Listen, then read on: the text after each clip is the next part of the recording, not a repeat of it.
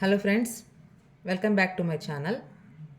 మనం లాస్ట్ క్లాస్లో సెట్స్ అంటే సమితులు అనే చాప్టర్ని స్టార్ట్ చేసి దాని డెఫినిషను, తర్వాత దాంట్లో కొన్ని సింబల్స్, బిలాంగ్స్ అనే సింబల్ నేర్చుకున్నాము. Belongs and does not belongs, అట్లాగే roster form and set builder form, జాబితా రూపము, సమితి నిర్మాణ రూపము, వాటి గురించి తెలుసుకున్నాము. ఎక్సర్సైజ్లో ప్రాబ్లమ్స్ కూడా ట్రై చేశాము. ఇప్పుడు ఈరోజు క్లాస్లో టైప్స్ ఆఫ్ సెట్స్ అంటే సమితుల్లోని రకాలు, వాటి గురించి నేర్చుకుందాము. ఇప్పుడు ఫర్ ఎగ్జాంపుల్ ఏ అనే సెట్ ఉంది. దీన్ని X such that X is a natural number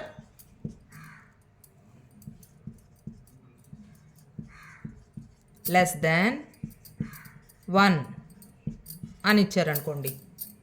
తెలుగులో కూడా రాస్తున్నాను చూడండి. ఎక్స్ సచ్ దట్ ఎక్స్ ఒకటి కంటే తక్కువైన సహజ సంఖ్య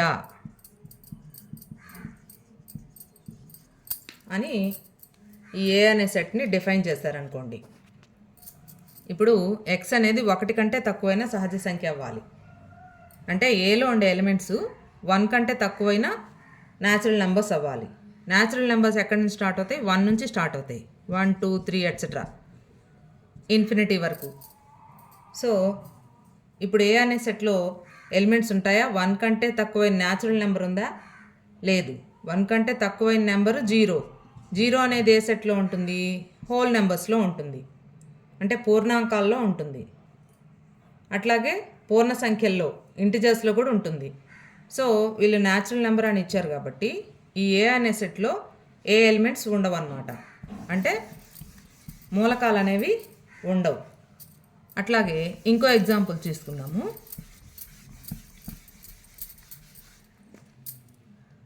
బి అనేది ఒక సెట్. దాంట్లో X such that X is an odd prime number less than 3 అని ఇచ్చారనుకోండి. తెలుగులో ఎక్స్ సచ్ దట్ ఎక్స్ 3 కంటే తక్కువైన బేసి ప్రధాన సంఖ్య అని ఇచ్చారనుకోండి. Prime numbers ఏవేంటి? 2, 3, 5, 7, 11, 13 ఎట్సెట్రా తెలుసు కదా. ప్రధాన సంఖ్యలు 2, 3, 5, 7, 11, 13 అట్లా వస్తూ ఉంటాయి. ప్రైమ్ నెంబర్ డెఫినిషన్ ఏంటి? 1 కానీ దానికి అదే కానీ ఆ 2 ఫ్యాక్టర్స్, అంటే 2 అనే నెంబర్కి 1 కానీ 2 కానీ అవి రెండే ఫ్యాక్టర్స్ ఉంటాయి. 3 అనే నెంబర్కి 1 కానీ 3 కానీ దానికి అదే నెంబర్ కానీ లేకపోతే 1 కానీ అవి రెండే ఫ్యాక్టర్స్ ఉండే వాటినే ప్రైమ్ నెంబర్స్ అంటారు. సో ఇవి ప్రైమ్ నెంబర్స్. ఇప్పుడు వాళ్ళు అడిగింది odd prime number. Prime numbers అన్నీ ఆడ్ నెంబర్సే, ఒక్క 2 తప్పితే. 2 ఒక్కటే ఈవెన్ ప్రైమ్ నెంబర్. సో 3 కంటే తక్కువైన ఆడ్ ప్రైమ్ నెంబరు లేదు మనకి. సో ఈ సెట్లో కూడా ఏమీ ఎలిమెంట్స్ ఉండవు అన్నమాట, మూలకాలు ఏమీ ఉండవు. సో అటువంటి సెట్స్ని empty sets or null sets అంటారు. తెలుగులో శూన్య సమితులు. సెట్లో ఏమీ మూలకాలు లేకపోతే వాటిని శూన్య సమితులు అంటారు. అంటే ఫర్ ఎగ్జాంపుల్ ఇట్లా ఇది సెట్టే కానీ దాంట్లో ఏమీ ఎలిమెంట్స్ లేవన్నమాట, మూలకాలు లేవు. సో శూన్య సమితిని 5తో సూచిస్తారు. ఎంప్టీ సెట్ని 5తో డినోట్ చేస్తారు. ఓకే, ఇప్పుడు ఒక ఎగ్జాంపుల్ చూద్దాము.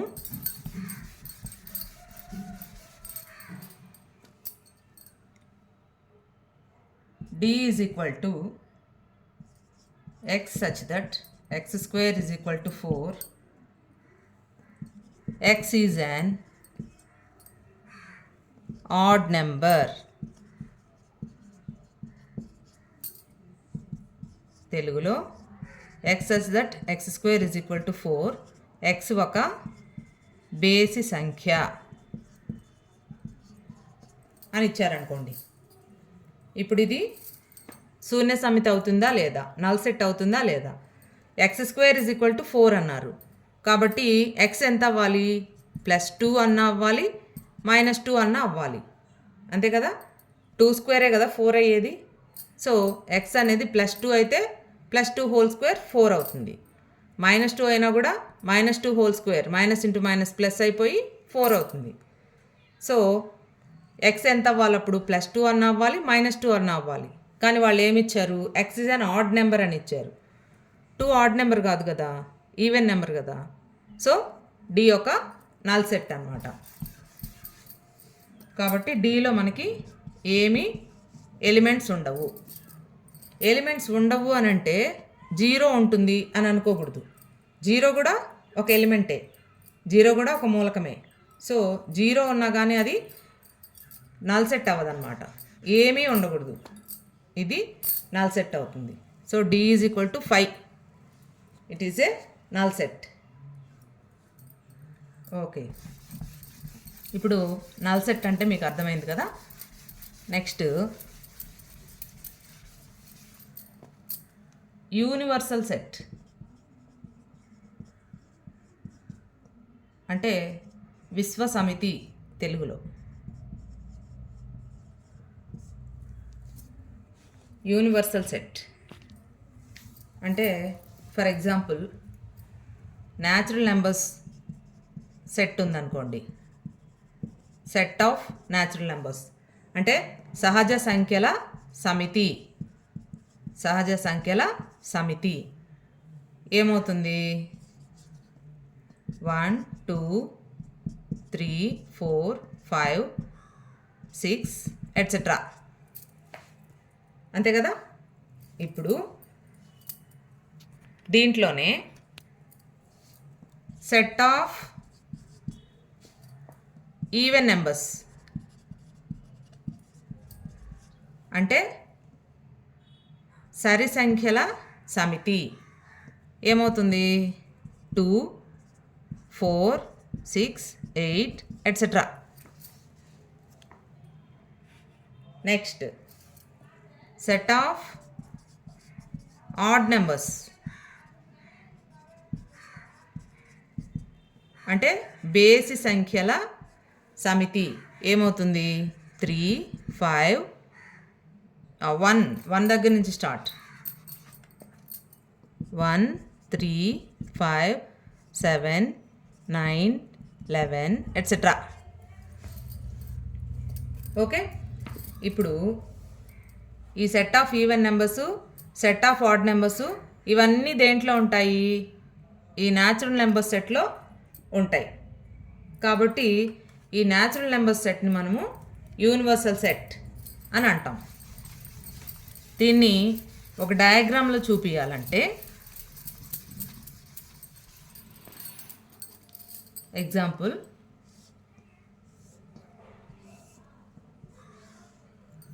ఇప్పుడు n అనేది న్యాచురల్ నెంబర్స్ సెట్ అనుకోండి. దీంట్లో ఈవెన్ నెంబర్స్ ఈ అనుకోండి, ఆడ్ నెంబర్స్ ఓ అనుకోండి. ఈవెన్ నెంబర్స్ కానివన్నీ ఆడ్ నెంబర్సే కాబట్టి ఈవెన్ నెంబర్స్ ఒక్కదానికి మనం సర్కిల్ చేస్తే చాలు. సో ఈవెన్ నెంబర్స్ అనే సెట్ ఉంది, మిగిలినవన్నీ ఆడ్ నెంబర్స్ ఉన్నాయి. కాబట్టి ఈ మొత్తాన్ని యూనివర్సల్ సెట్, యూనివర్సల్ సెట్ అని అంటాం. దీన్ని మనము మ్యూతో డినోట్ చేస్తాం. అట్లాగే యూతో కూడా డినోట్ చేయొచ్చు అన్నమాట. సో యు ఆర్ మ్యూ, విశ్వ సమితిని యూతో కానీ మ్యూతో కానీ డినోట్ చేస్తారు. దీంట్లో న్యాచురల్ నెంబర్స్ అన్నీ కలిపి ఈవెన్ నెంబర్స్, ఆడ్ నెంబర్స్ సరి సంఖ్యలు బేస్ సంఖ్యలు మొత్తం కలిపి ఈ సహజ సంఖ్యల సమితి అవుతుంది. ఇప్పుడు వాటిలో లేని నెంబర్ ఒకటి ఉందనుకోండి. ఇప్పుడు -2 ఉంది, మైనస్ అని వస్తే అవి న్యాచురల్ నెంబర్స్ సెట్కి చెందవు. సో దాన్ని ఆ -2 అనే దాన్ని బయట రాయాలన్నమాట. అది ఆ సెట్కి చెందింది కాదు. ఓకే, నెక్స్ట్ సబ్సెట్ అంటే ఏందో చూద్దాం.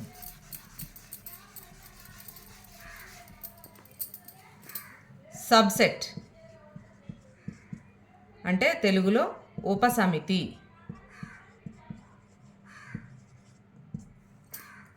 సబ్సెట్ అంటే ఉపసమితి. ఇప్పుడు మనం తీసుకున్న ఎగ్జాంపుల్లోనే న్యాచురల్ నెంబర్ సెట్ వచ్చి 1 2 3 4 5 ఎట్సెట్రా సహజ సంఖ్యల సమితి ఇది. అట్లాగే సెట్ ఆఫ్ ఈవెన్ నెంబర్స్ సరి సంఖ్యల సమితి 2 4 6 8 etcetera. Set of odd numbers బేసి సంఖ్యల సమితి 3 5 1 దగ్గర నుంచి start 1 3 5 7 9 11 etcetera.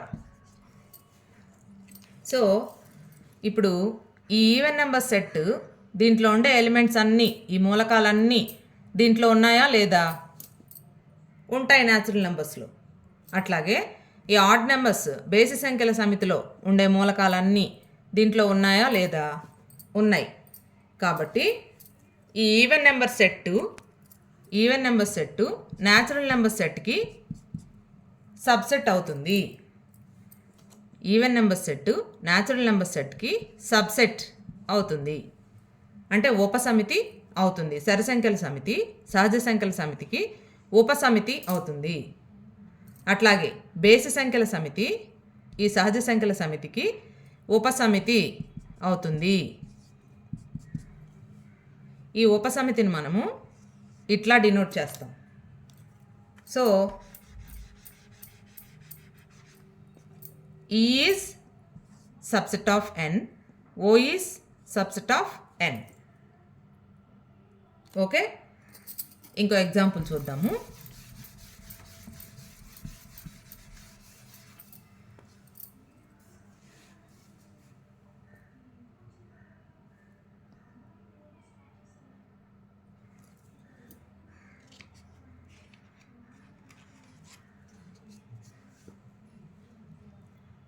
A is equal to 1 2 3 4 అని ఇచ్చారు. Next B is equal to 2 4, C is equal to 1 2 3 4 7. Next F is equal to null set, ఏం లేదు దాంట్లో. సో ఇలా ఇచ్చినప్పుడు ఫస్ట్ ఏ బి ఈ రెండింటి మధ్యలో రిలేషన్ ఏమవుతుంది?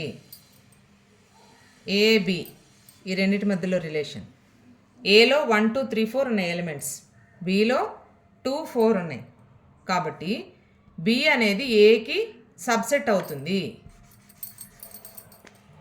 బి ఏకి సబ్సెట్ అవుతుంది. బి ఈజ్ సబ్సెట్ ఆఫ్ ఏ, అంతే కదా. అట్లాగే నెక్స్ట్ సి 1 2 3 4 7 ఉన్నాయి, ఏలో 1 2 3 4 ఉన్నాయి. కాబట్టి ఏలో ఉండే ఎలిమెంట్స్ అన్నీ సిలో ఉన్నాయా? సో ఏ సికి కూడా సబ్సెట్ అవుతుంది. A is subset of C. Next B సికి సబ్సెట్ అవుతుందా? 2 4 ఇక్కడ కూడా ఉన్నాయి. కాబట్టి B is subset of C. ఇప్పుడు బి సికి సబ్సెట్ అయింది, ఎందుకంటే దీనిలో ఉండే ఎలిమెంట్స్ అన్నీ దీంట్లో ఉన్నాయి కాబట్టి. సి బికి సబ్సెట్ అవుతుందా? సిలో 1 2 3 4 7 ఉన్నాయి, బిలో 2 4 మాత్రమే ఉన్నాయి. కాబట్టి c is not a subset of b. అట్లాగే బి ఏకి సబ్సెట్ అయింది, 2 4 ఉన్నాయి, ఇక్కడ 1 2 3 4 ఉన్నాయి కాబట్టి. కానీ ఏ బికి సబ్సెట్ అవుతుందా? అవదు. ఎందుకని ఏలో ఎక్కువ ఎలిమెంట్స్ ఉన్నాయి, బిలో తక్కువ ఉన్నాయి. ఏలో ఉండే 1, 3 అనే ఎలిమెంట్స్ దీంట్లో లేవు కాబట్టి A is not a subset of B. Okay, next ఇప్పుడు ఎఫ్ సంగతి చూద్దాం. ఎఫ్ అనేది నల్ సెట్ కదా. నల్ సెట్ అన్నప్పుడు null set is a subset of every set. Null set అనేది ప్రతి సెట్కి సబ్సెట్ అవుతుంది. శూన్య సమితి ప్రతి సమితికి ఉపసమితి అవుతుంది. So f is subset of a, f is subset of b, f is subset of C. Okay, అట్లాగే ఇంకొక ప్రాపర్టీ, ఏ అనే సెట్ దానికి అదే కూడా సబ్సెట్ అవుతుంది. A is subset of A, B is subset of B, C is subset of C. Okay, కాబట్టి every set is a subset of itself. ప్రతి సమితి దానికి అదే ఉపసమితి అవుతుంది. అట్లాగే null set is a subset of every set. శూన్య సమితి కూడా ప్రతి సమితికి ఉపసమితి అవుతుంది. ఇవి బాగా గుర్తుపెట్టుకోండి. Next Venn diagrams.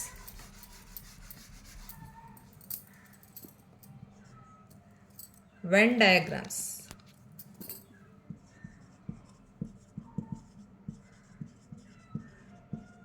వెన్ చిత్రాలు తెలుగులో.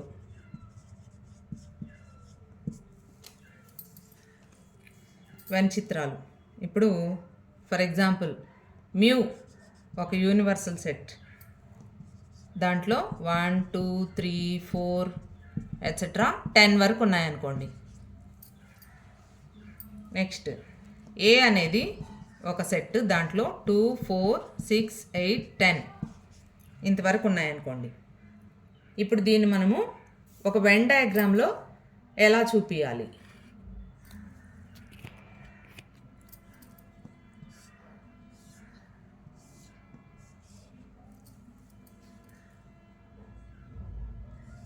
ఇందాక చెప్పాను కదా, అట్లాగే ఇప్పుడు ఏ అనేది ఒక సెట్, మ్యూ అనేది యూనివర్సల్ సెట్. దీంట్లో ఏ అనే సెట్లో ఏమేమి ఉన్నాయి? 2, 4, 6, 8, 10. మిగిలినవి 2, 4, 6, 8, 10 కాకుండా మిగిలినవన్నీ బయట రాయాలి. 1, 3, 5, 7, 9 అంతే కదా. 1, 3, 5, 7, 9 బయట ఉంటాయి. ఏ అనే సెట్లో 2, 4, 6, 8, 10 ఉన్నాయి. సో ఇట్లా మనం వెన్ డయాగ్రామ్ని డ్రా చేయాలన్నమాట. ఇంకొక ఎగ్జాంపుల్ చూద్దాం.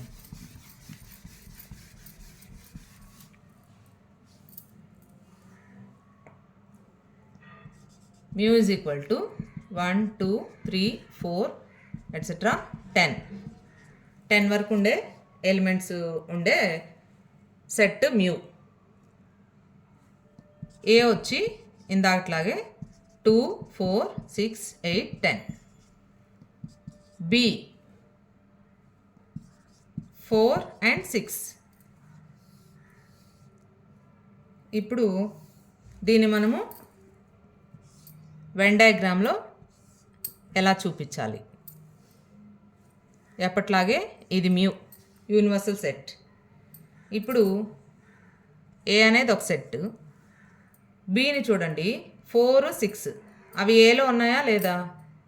4, 6 ఉన్నాయి. కాబట్టి బి ఈజ్ సబ్సెట్ ఆఫ్ ఏ. కాబట్టి బి ఏలో ఒక సబ్సెట్ అన్నమాట. ఇది ఏ అనే సెట్లో బి అనేది ఒక సబ్సెట్. బిలో ఏమేమి ఉన్నాయి? 4 and 6. ఏలో 2, 4, 6 ఇక్కడ రాసేసాం. 8, 10 అవి ఏలో ఉన్నాయి. మిగిలిన ఎలిమెంట్స్ అన్నీ బయట ఉంటాయన్నమాట మ్యూలో. 1, 3, 5, 7, 9. So this is Venn diagram. Okay, next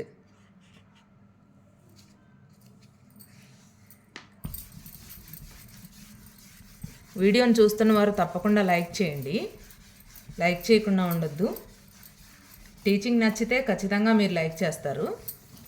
me friends అందరికీ కూడా షేర్ చేస్తూ ఉండండి. మీకు ఏమన్నా డౌట్స్ వచ్చినా, ఏదన్నా క్వశ్చన్ పేపర్లు ఉండి ట్రై చేయాలన్నా అవి కామెంట్ సెక్షన్లో కామెంట్ పెట్టండి, నేను మీకు సాల్వ్ చేస్తాను. ఓకే, ఇప్పుడు నెక్స్ట్ యూనియన్ ఆఫ్ సెట్స్.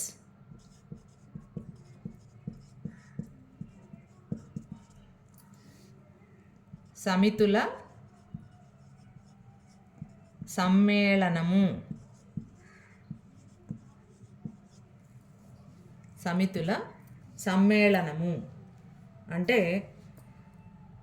ఇప్పుడు రెండు సెట్స్ తీసుకుందాం. A is equal to 1 2 3 4, B is equal to 3 and 5. ఇప్పుడు ఈ రెండు సమితుల్ని మనము యూనియన్ చేయాలి, అంటే రెండు సమితులను కలపాలి అని అనుకోండి. అప్పుడు యూనియన్ అంటే సింబల్ ఇది. సో ఏ యూనియన్ బి అంటే అర్థం ఏంటంటే దీంట్లో ఉండే ఎలిమెంట్స్ దాంట్లో ఉండే ఎలిమెంట్స్ మొత్తం రాయాలన్నమాట. 1 2 3 4, దీంట్లో 3 5. తర్వాత రెండుసార్లు ఏదన్నా ఎలిమెంట్ వస్తే దాన్ని ఒక్కసారి రాయాలి. సో 3 రెండు సార్లు ఉంది కాబట్టి 1 2 3 4, ఈ 3 అవసరం లేదు, 5. Okay, this is a union b. ఇంకొక ఎగ్జాంపుల్ చూద్దాము.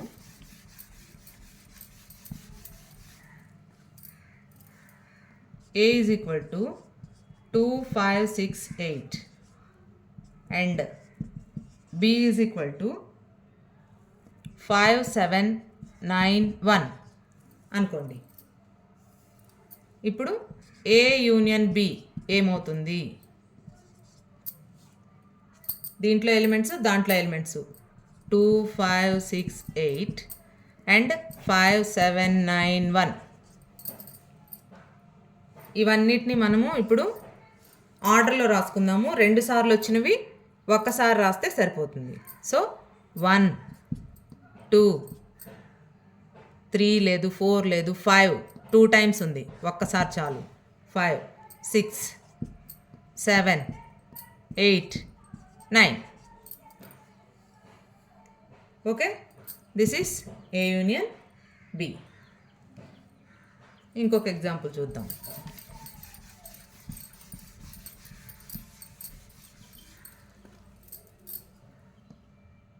A is equal to A E I O U,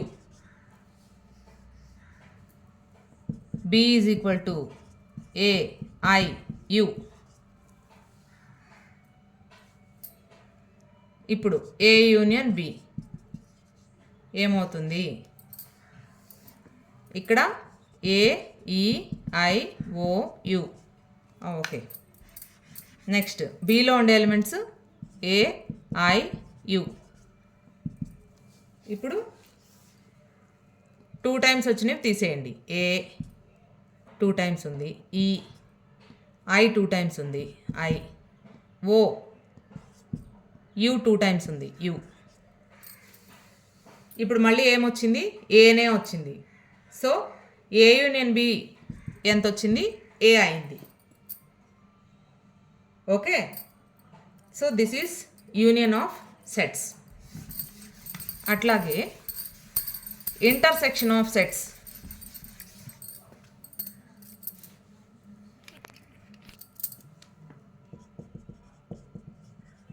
intersection of sets అంటే సమితుల ఛేదనము.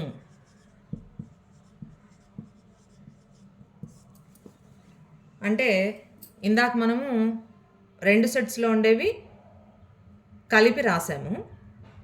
ఇంటర్సెక్షన్ అంటే రెండిట్లో కామన్గా రెండిట్లో ఒకటేగా ఉండేవి తీసుకొని రాస్తామన్నమాట. ఇప్పుడు ఎగ్జాంపుల్ చూద్దాం. A is equal to 5, 6, 7, 8. Next, B is equal to 7, 8, 9, 10. Okay, ఇప్పుడు ఇంటర్సెక్షన్ మనము ఈ సింబల్తో డినోట్ చేస్తాం. So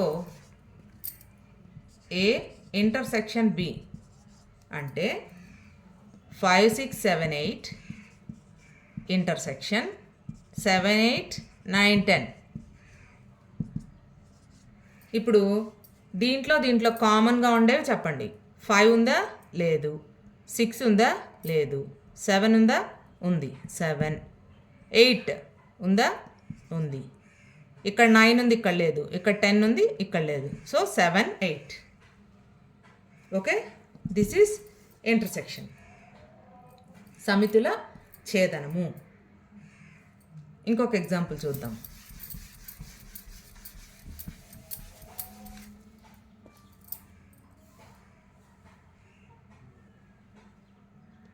A is equal to ఇందాట్లాగే AEIOU. B is equal to AIU. ఇప్పుడు A ఇంటర్సెక్షన్ B ఏమవుతుంది? AEIOU intersection AIU. ఇప్పుడు ఏ ఉందా? ఇక్కడ ఉంది. ఈ ఉందా? లేదు. ఐ ఉంది. ఓ ఉందా? లేదు. యు ఉంది.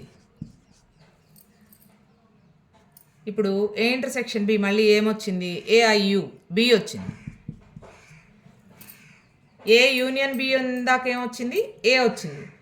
ఏ ఇంటర్సెక్షన్ బి బి వచ్చింది. ఇట్లా కొన్ని సెట్స్కి ఇలా వస్తాయి అన్నమాట. సో ఇంటర్సెక్షన్ ఆఫ్ సెట్స్ మీకు అర్థమైంది అనుకుంటాను. నెక్స్ట్, ఇప్పుడు వీటిల్ని వెన్ డయాగ్రామ్స్లో ఎలా చూపించాలి?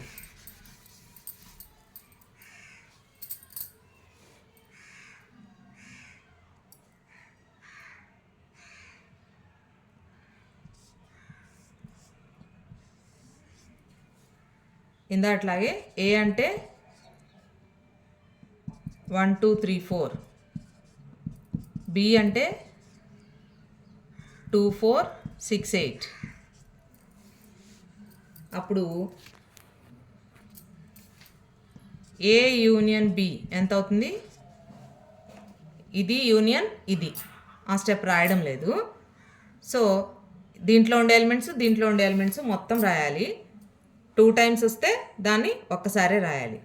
1 2 3 4 6 8 మొత్తం ఎలిమెంట్స్. ఇప్పుడు ఈ యూనియన్ని మనము ఈ డయాగ్రామ్లో ఎట్లా చూపించాలి? ఇది ఏ, ఇది బి, ఇది మ్యూ అనే యూనివర్సల్ సెట్.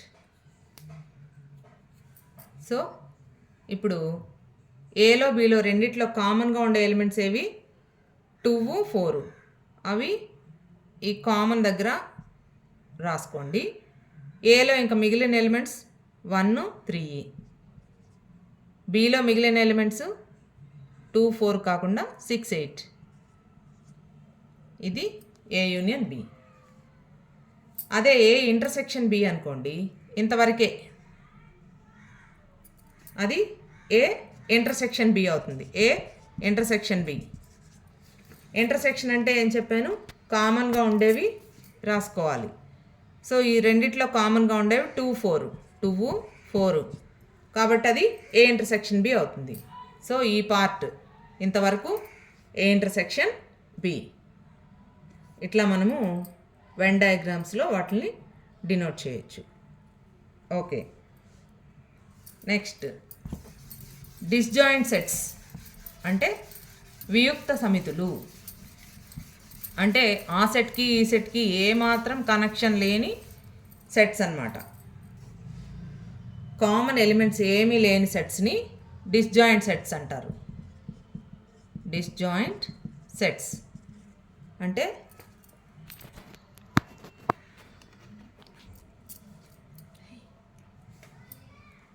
వియుక్త సమితులు. కామన్ ఎలిమెంట్స్ ఏమి లేని వాటిని డిస్జాయింట్ సెట్స్ అంటారు. Example A is equal to 1 3 5 7, B is equal to 2 4 6 8. ఇప్పుడు ఈ సెట్లో ఏమన్నా కామన్ ఎలిమెంట్స్ ఉన్నాయా? 1 ఇక్కడ లేదు, 3 లేదు, 5 లేదు, 7 లేదు, 2 ఇక్కడ లేదు, 4 లేదు, 6 లేదు, 8 లేదు. కాబట్టి ఇట్లా దేనిపాటికి అది ఏ కామన్ ఎలిమెంట్స్ లేని సెట్స్ని డిస్జాయింట్ సెట్స్ అంటారు. వీటిని కూడా మనము వెన్ డయాగ్రామ్లో డినోట్ చేయొచ్చు. Example this is a, this is b. ఏలో 1 3 5 7, 2 4 6 8. ఓకే ఓకే ఇప్పుడు దీంట్లో మీకు యూనియను, ఇంటర్సెక్షను బాగా అర్థమైంది అని అనుకుంటున్నాను. నెక్స్ట్ క్లాస్లో మనము